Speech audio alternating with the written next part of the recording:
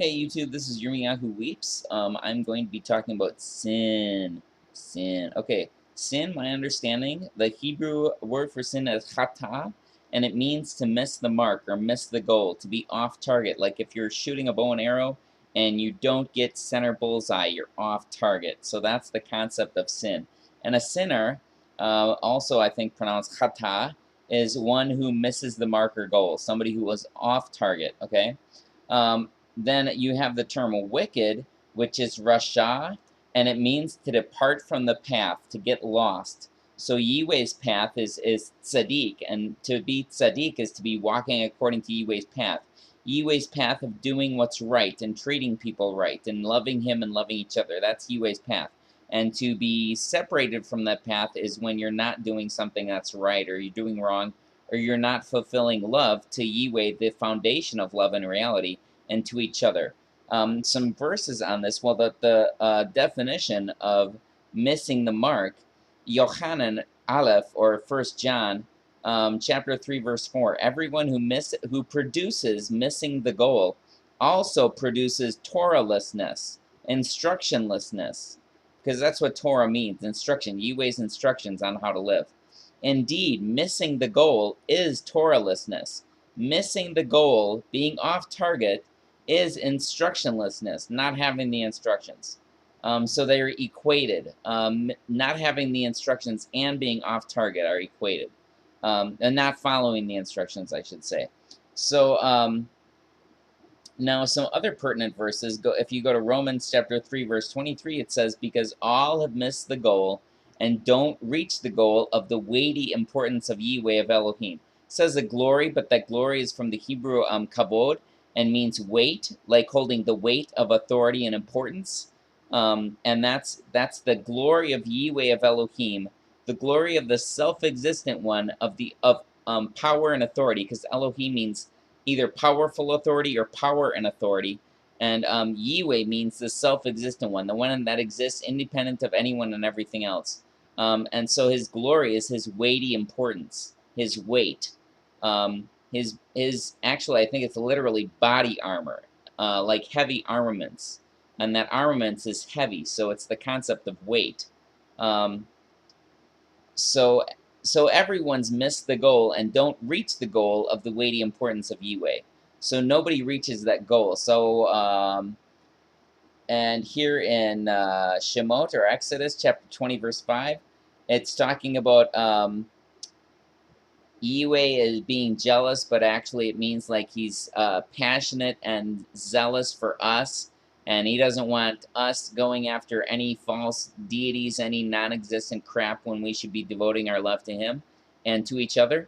And he says, visiting the crookednesses of the fathers to the children, to the third and fourth generation of those who reject me, those who hate me, but doing perpetual, loyal covenant love to the 1,000th generation, to those who love me and follow my instructions. So there's a big contrast. With the ones who reject him and hate him, he's saying that the crookednesses of those people, that they're going to have, their children are going to be afflicted with their crookednesses to the third and fourth generation. But the ones who love him and follow his instructions, he's going to do the doing perpetual loyal covenant love to the 1,000th generation of those who love him. So you have 3 or 4 compared to 1,000. Big contrast. Then in Kohelet, or Ecclesiastes chapter 7, verse 20, it says, because truly there isn't one right walking person on the earth who does what's functional, good, and right, and doesn't miss the goal. So there's nobody who never misses the goal. We all make mistakes. We're all a little bit off target sometimes. So we're all in need. Every one of us is in need. Then it says in 1 Corinthians chapter 15, verse 22, it says, because just as in Adam all people die, everyone dies in Adam, so also in Mashiach all people will be made alive.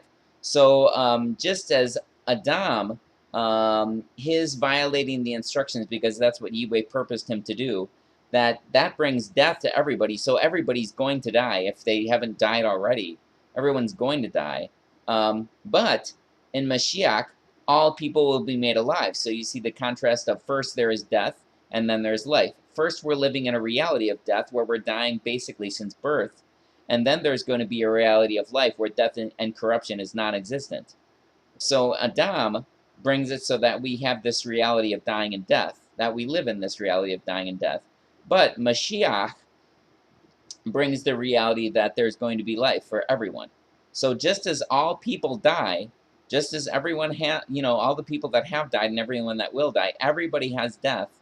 So also in Mashiach, all the same people have life coming, everyone.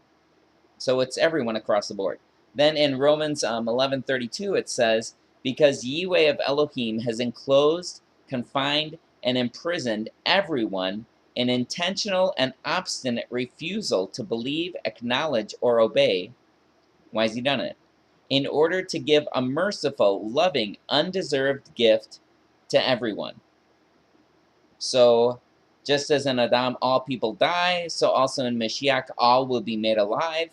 And Yahweh has enclosed everyone in obstinate and intentional refusal to believe, acknowledge, or obey in order to give a merciful, loving, undeserved gift to everyone. So yeah, so that's sin. Sin is missing the mark, missing the goal, making mistakes, not being on target, having to learn. We're in this process of learning. We're in a reality where there's dying and death. This reality is only the first part. The second part, which is the greater and which will last the longer, is the reality of life, where there is no dying, there is no corruption, there is no death. And that's what's coming. So we endure, whatever you have to endure, if you're able to have a life that you enjoy and see the goodness in life and enjoy the scenery along the road, along the way, from birth to death, that's great. If you have hardships, that means you're having to endure. If you have suffering, it means you're having to endure. So we endure this life, and you're having to learn. I mean, every one of us has to learn. Every one of us gets lost from the path sometimes, to some degree, whatever degree. So if you have to learn and endure, then you get to the point of maturity where we're all heading, where you're entering into life, where we're all heading. So some sooner, some later, whatever our appointed time is for that, that's where we're going. So yeah, I mean that's the whole concept of sin. It's missing the mark, being off target, and wicked, Rasha, getting lost from the path. But Yoshua says that if there's one who gets lost from the path, that the Father will not rest until he brings them back to the path and brings them home, because that's our destination. We're going home. We are all going home. So that's sin. I mean, I don't know about like original sin. I don't think there is original sin. All the sin that I know of is very unoriginal. It's all been done before. But yeah, I hope this is helpful, beneficial. Please feel free to leave feedback, comments, anything, and I hope that you have a very good day, night, evening, morning, whenever you watch this, a very good life. Shalom, au revoir, arrivederci, dos vidania, slán, adios, heda, ni hao, auf Wiedersehen, bye.